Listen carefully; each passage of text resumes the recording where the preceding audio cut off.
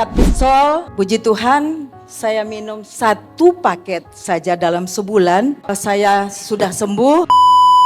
Nama saya Esther Siombing, umur saya 63 tahun. Pada awalnya, batuk ini nggak sembuh-sembuh. Memang hasil dokter saya dibilangnya TBC. Terus saya harus disuntik, saya nggak mau. Sudah ganti gonta-ganti dokter, nggak sembuh-sembuh. Kebetulan seminar di Jakarta, masalah Fitsol.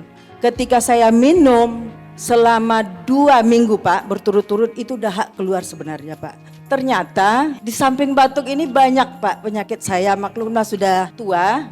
Saya bawa ke dokter tulang, katanya saya itu ada saraf terjepit. Kemudian saraf terjepit ini harus dioperasi, kita kikis lemak-lemaknya. Makanya saya nggak laksanakan apa yang kata dokter gitu loh Bu.